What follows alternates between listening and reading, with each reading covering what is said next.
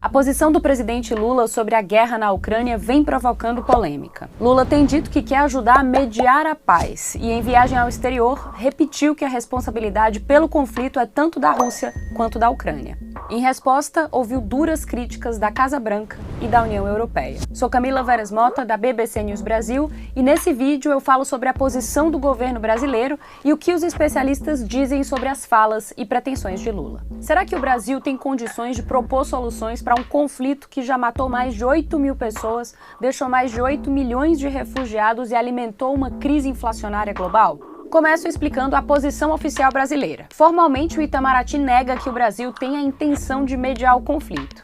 E em fevereiro, em uma votação na Assembleia Geral da ONU, o Brasil votou a favor de uma resolução que pede a retirada imediata das tropas russas da Ucrânia. Foi o único país dos BRICS, grupo que reúne as economias emergentes, a adotar essa posição. Os demais países, que são China, Índia e África do Sul, se abstiveram na votação contra a Rússia, que também integra o grupo. Mas essa posição brasileira é vista como ambivalente por causa das declarações de Lula sobre a guerra na Ucrânia. A mais recente delas foi esta. Porque a decisão da guerra foi tomada por dois países. E agora, o que nós estamos tentando construir? Nós estamos tentando construir um grupo de países que não tem nenhum envolvimento com a guerra, que não querem a guerra, que desejam construir paz no mundo, para conversarmos tanto com a Rússia quanto com a Ucrânia. Antes, na China, ele havia dito, abre aspas, é preciso que os Estados Unidos parem de incentivar a guerra e comecem a falar em paz. É preciso que a União Europeia comece a falar em paz para que a gente possa convencer o Putin e o Zelensky de que a paz interessa a todo mundo e a guerra só está interessando, por enquanto, aos dois. A retórica do presidente brasileiro provocou uma resposta dura dos países que apoiam a Ucrânia. Nos Estados Unidos, John Kirby, que é porta-voz de segurança nacional da Casa Branca, afirmou que Lula está, entre aspas, reproduzindo propaganda russa e chinesa e fazendo comentários simplesmente equivocados. Kirby declarou: é profundamente problemático como o Brasil abordou essa questão, sugerindo que os Estados Unidos e a Europa de alguma forma não estão interessados na paz ou que compartilhamos a responsabilidade pela guerra. Tom semelhante foi adotado pelo porta-voz de assuntos externos da União Europeia, Peter Stano. Ele afirmou: em referência às falas do presidente brasileiro, é a Rússia e apenas a Rússia a responsável pela agressão ilegítima e não provocada contra a Ucrânia.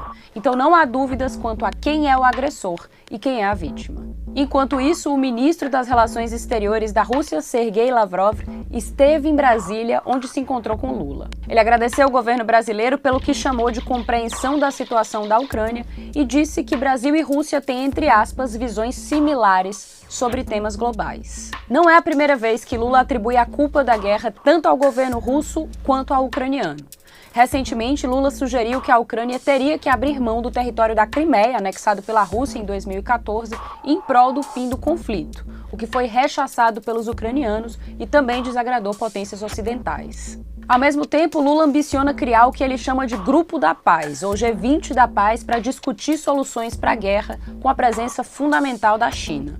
Mas diplomatas e analistas brasileiros e estrangeiros lançam dúvidas sobre as condições do Brasil de ser protagonista nessa história, principalmente depois das falas recentes de Lula. Mais do que isso, a proposta do petista sequer tem ganhado muita tração com líderes globais. Lula já apresentou sua ideia de Grupo da Paz ao presidente americano Joe Biden e ao chanceler alemão Olaf Scholz, que a receberam com ceticismo e reserva.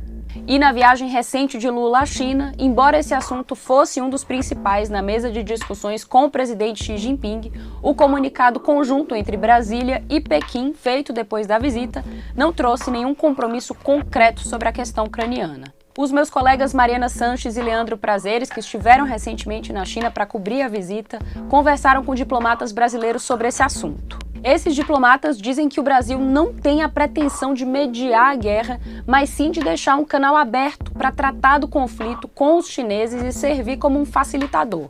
Para esses diplomatas, as condições para a construção de qualquer diálogo pela paz ainda não estão dadas, já que tanto russos quanto ucranianos nutrem esperanças de uma vitória militar. Outro ponto importante: enquanto a China vem numa posição crescente de mediação de conflitos internacionais, por exemplo, ajudando a restabelecer os laços diplomáticos entre Irã e Arábia Saudita, o Brasil vinha amargando a redução do seu papel de líder regional inclusive na América do Sul. E por que isso importa? Nas palavras do coronel da reserva Paulo Roberto da Silva Gomes Filho, falando de um ponto de vista bem realista, se o presidente Xi Jinping percebesse a possibilidade de costurar a paz nesse momento, ele já teria feito isso e não iria dividir esse protagonismo com o Brasil. A China, por enquanto, se resumiu a pedir que os diálogos de paz sejam retomados no âmbito da ONU e que, entre aspas, as preocupações de segurança de todos os lados sejam levadas em consideração. Isso é uma alusão aos argumentos russos de que a invasão à Ucrânia foi uma resposta à expansão da Organização do Tratado do Atlântico Norte, a OTAN, sobre uma área de influência russa. Já o governo Lula vem numa tentativa de resgatar o prestígio brasileiro internacional, mas esse esforço esbarra em um empecilho. A geopolítica global mudou muito desde os primeiros mandatos de Lula nos anos 2000. Com uma bipolaridade crescente entre Estados Unidos e China, fica mais difícil a aposta do petista no multilateralismo. O cientista político Guilherme Casarões fez uma análise sobre isso no Twitter. Ele acha que Lula tentou oferecer o Brasil como articulador de paz, mas acabou criando, entre aspas, uma falsa simetria ao colocar as ações russas e ucranianas em pé de igualdade. Casarões escreveu: a política externa do governo Lula, com todos os seus méritos e desafios, deveria extrair uma lição desse episódio. O Brasil não precisa tomar lado, mas o discurso de Lula sobre a guerra deve mudar.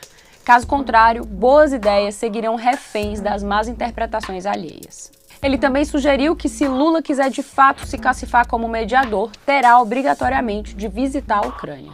Minha colega Mariana Schreiber conversou com o cientista político Hussein Kalu, que disse que Lula tem a seu favor o fato de ter credenciais democráticas perante o mundo, em contraste com o seu antecessor, Jair Bolsonaro. Em sua opinião, entre aspas, esse momento de aparente estremecimento é absolutamente superável porque há uma convergência maior de agenda e complementaridade mais aguda de interesses entre Lula e Europa e o governo Biden.